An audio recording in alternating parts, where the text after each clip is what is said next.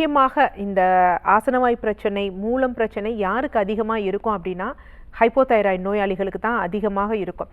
ஒருத்தருக்கு தைராய்டு வருது, அவங்களுக்கு இருக்கிறதுக்கு முன்னாடியே ஃபர்ஸ்ட் சிம்டமாக வந்து குறிகுணமாக இருக்கிறது ஒன்று மோஷன் போகிறப்ப ப்ளீடிங் வர்றது, ஆசன வாயில் வலிகள் இருக்குது.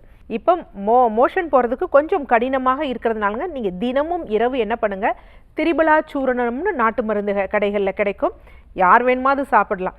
ஸோ அது என்ன பண்ணலாம் அப்படின்னா ஒரு 1½ ஸ்பூன் 1/2 டம்ளர் வெந்நீரில் கலந்து தினமும் இரவு வந்து எடுத்துக்கோங்க.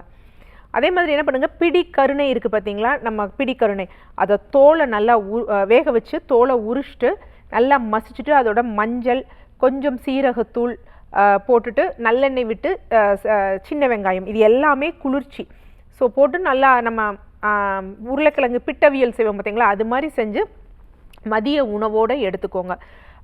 துத்தி கீரை இருக்குது பார்த்தீங்களா, அந்த துத்தி கீரையை நல்லா கொஞ்சம் லைட்டாக எண்ணெய் விட்டு வதக்கிட்டு ஆமணக்கு நெய்யோ இல்லை நல்லெண்ணெய்யோ விட்டு வதக்கிட்டு நல்லா அப்படியே அரைச்சி உருண்டை பிடித்து காலையில் ஒரு முறை, மதியம் ஒரு முறை, இரவு ஒரு முறை 3 வேளையும் உணவுக்கு பின் எடுங்க. ஸோ இது என்ன பண்ணும் அப்படின்னா உங்களுக்கு அந்த ஆசனவாயில் புடைத்து கொண்டுள்ள அந்த இரத்த நாளத்தை வந்து சீர் செய்யும், வலி வேதனை குறையும்.